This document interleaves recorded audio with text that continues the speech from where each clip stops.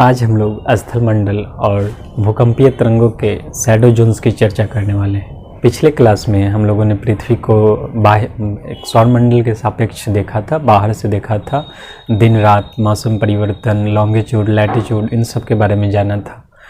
पृथ्वी का जो बाह्य सतह जो पूर्ण रूपेण ठोस अवस्था में है वो स्थलमंडल कहलाता है। स्थलमंडल 80 से 100 किलोमीटर तक इसकी चौड़ाई होती है। इसी स्थलमंडल पर महाद्वीपीय और महासागरीय दोनों भाग उपस्थित हैं। महाद्वीपीय स्थलमंडल जो अपेक्षाकृत मोटा होता है, महासागरीय स्थलमंडल अपेक्षाकृत पतला होता है। महासागरीय और महाद्वीपीय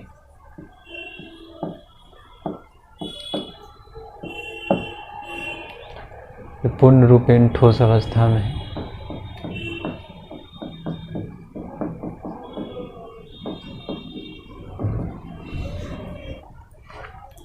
अब पृथ्वी की आंतरिक संरचना को समझते हैं। इसके अध्ययन का कई आधार हो सकता है, जैसे तापमान, दाब, भूकंपीय तरंग,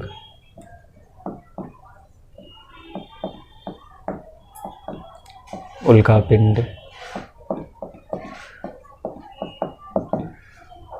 पहले तापमान से शुरू करते हैं। तापमान के आधार पर जैसे जैसे हम केंद्र की ओर जाते हैं तो हर 32 मीटर पे तापमान में 1 डिग्री सेल्सियस की बढ़ोतरी होती है। 6 से 7 किलोमीटर के बाद इसमें दीर्घ परिवर्तन होता है और 100 किलोमीटर के बाद इसमें इतना परिवर्तित हो जाता है ये कि कोई भी पदार्थ वहाँ पे ठोस अवस्था में नहीं रह सकती है। और एक अनुमान के मुताबिक पृथ्वी के केंद्र का जो तापमान है वो 55 डिग्री सी बताया गया, अनुमानित किया गया। अगर दाब को इस अध्ययन का आधार बनाते हैं तो पृथ्वी का जो बाह्य सतह है वहाँ का दाब 2.67 GCC है और इसके केंद्र का दाब 13.2 GCC है। पिंड के आधार पे जो अध्ययन किया गया उसमें पाया गया कि पृथ्वी के आंतरिक भागों में धातुओं की उपस्थिति होनी चाहिए। भूकंपीय तरंगों को जब आधार बना के स्टडी किया गया इसके इंटरनल स्ट्रक्चर की, तो पाया गया कि P, S और L नाम का वेव इसके आंतरिक भागों में उपस्थित रहता है। लेकिन P टाइप का जो वेव है वो पदार्थ के सभी अवस्थाओं में मौजूद है, ठोस, द्रव,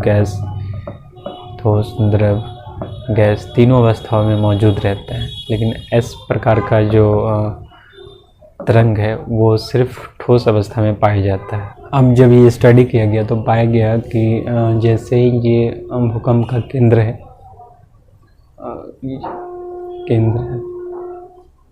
2900 किलोमीटर के बाद जो S प्रकार का वेव है वो बाह्य सतह की ओर गतिशील हो जाता है।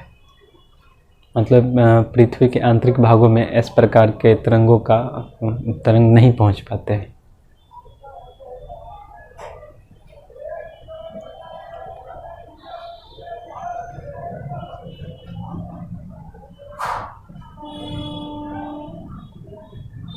बाह्य भागों में इसकी उपस्थिति है।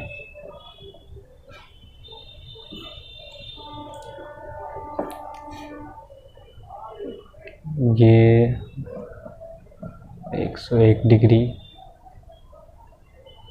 और P प्रकार के जो वेव हैं वो 2900 किलोमीटर के बाद उनके दिशा में विचलन देखा जाता है।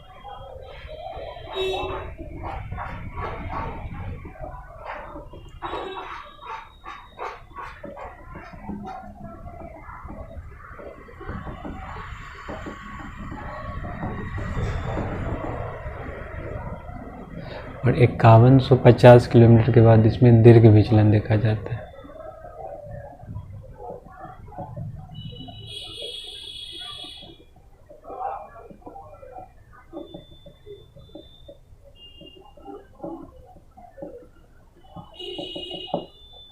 जो स्टडी किया जाता है तो 101 और 145 डिग्री के आसपास इस तरह का मानक लिया जाता है। तो यहाँ ये एस प्रकार के वेव है, एस टाइप के वेव है और ये पी टाइप का वेव है। बाह्य सतह में भी पी टाइप के वेव मौजूद है।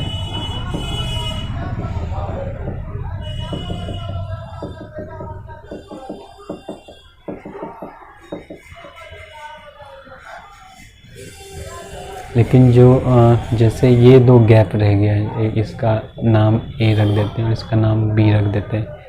इस ए और बी पार्ट में एस और पी दोनों प्रकार के वेव मौजूद नहीं है, इसलिए इसे पी का शैडो जोन कहते हैं।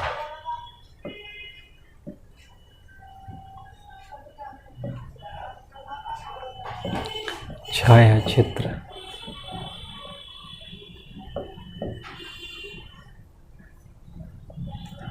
और इस पूरे भाग में एस प्रकार के तरंगों का मौजूदगी नहीं है, इसलिए ऐसे एस का छाया क्षेत्र कहते हैं, एस शैडो जोन।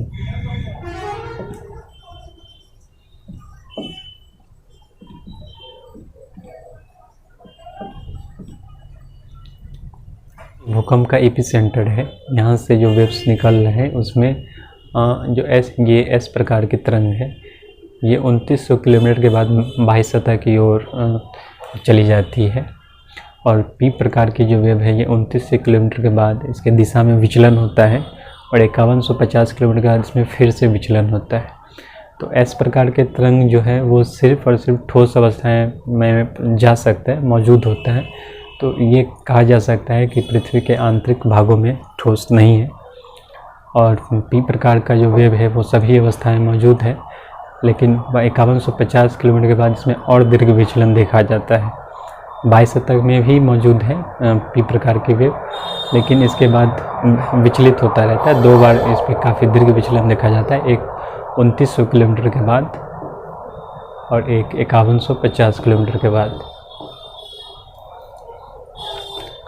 और ये दोनों भाग हैं जहाँ पे पी और एस दोनों ही प्रकार के तरंग मौजूद नहीं है, इसलिए ये छाया क्षेत्र कहलाता है। ए और बी का पार्ट जो है इसमें पी प्रकार के तरंग नहीं है, इसलिए पी का शैडो जोन है। और ये कंप्लीट जो है जिसमें एस प्रकार का कोई तरंग नहीं है, इसलिए एस का शैडो जोन है।